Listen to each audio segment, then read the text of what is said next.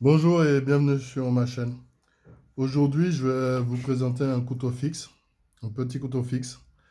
Alors, c'est souvent ceux qui sont venus déjà, ils ont pu voir que je parlais assez souvent de gentleman folder. Un gentleman folder, c'est un couteau pliant, folder, de, qui pour moi, pour répondre à la définition, c'est un couteau pliant pratique, léger et qui ne fait pas peur lorsqu'on le sort en public. C'est une définition sur laquelle on peut revenir, pareil, on peut en parler. Mais c'est un concept qui n'existe pas pour les couteaux fixes, en tout cas pas à ma connaissance. En général, vous avez un couteau fixe petit, gros, c'est un couteau de cou, ou c'est pardon, ou c'est un couteau de bushcraft, c'est un couteau de cuisine. Et j'ai trouvé un couteau qui, à mon sens, hein, répond au concept de gentleman fixe, on va dire. Donc on va l'appeler comme ça, c'est mon petit couteau de gentleman fixe. C'est un couteau de la marque Browning.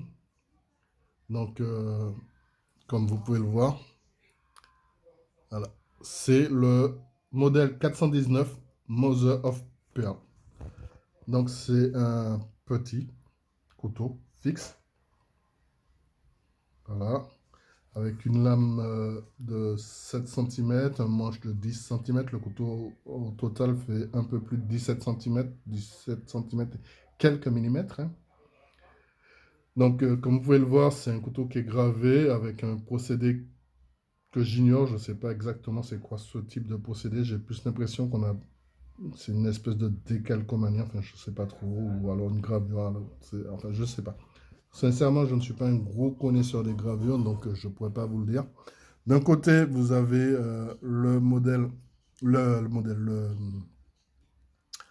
l'emblème de la marque en doré, Browning.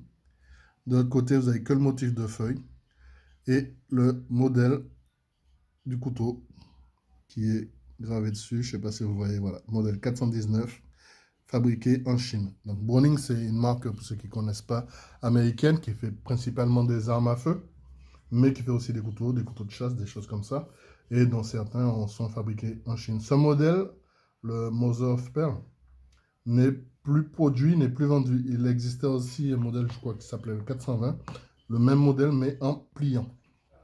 Donc là, j'ai réussi à trouver ça en déstockage sur un site bien connu de coutellerie, hein, donc à moins de 20 euros. Donc ça rentre dans les standards de la chaîne, un couteau pas cher.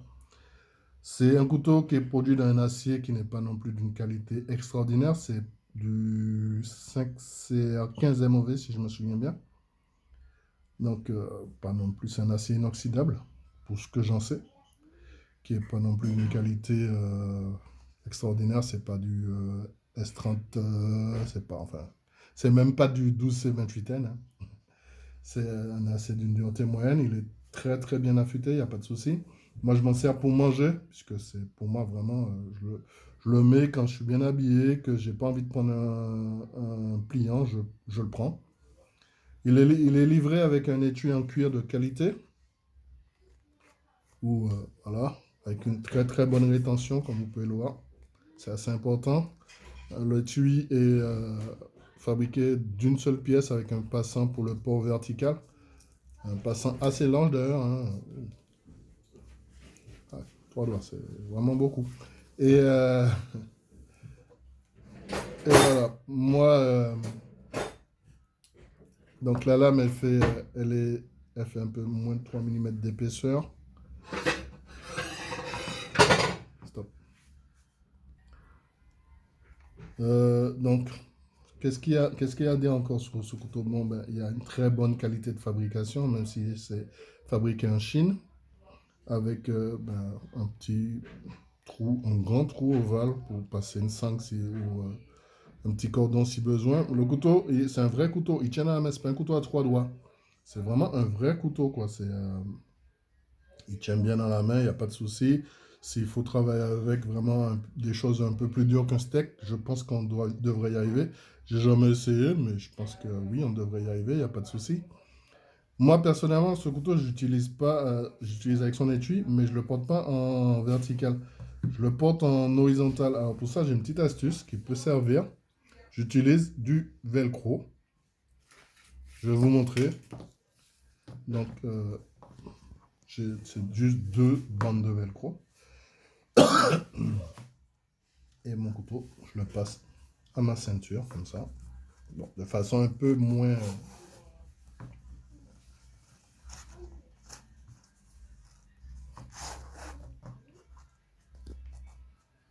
Voilà.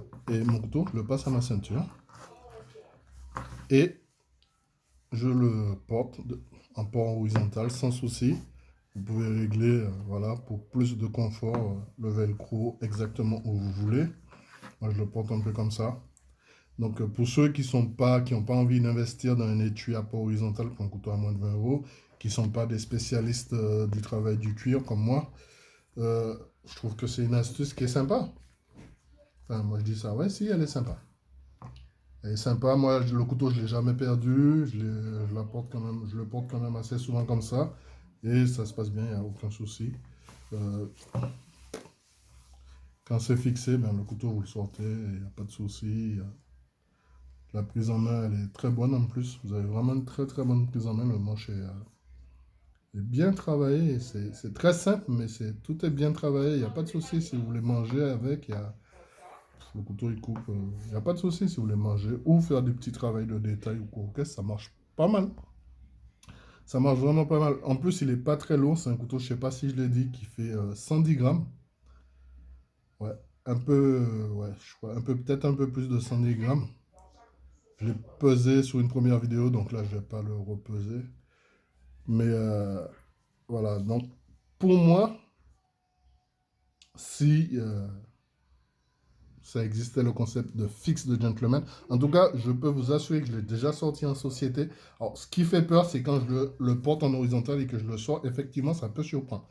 Mais une fois qu'il est sorti et que je le manipule pour manger, hein, ou pour faire... Ah, mais les gens ils s'y intéressent, ben, déjà parce qu'il y a un petit couteau sympa, avec un petit côté sympa avec les gravures. Le manche en nacre, ça attire, les gens ils trouvent ça mignon. Et puis une fois que ben, vous êtes lancé dessus, hein, il n'y a pas de souci, il fait pas peur. Voilà, donc c'était mon couteau fixe de gentleman, le Browning modèle 419 Mother of Pearl. Merci d'avoir regardé ma vidéo. À bientôt sur ma chaîne. Ciao, ciao.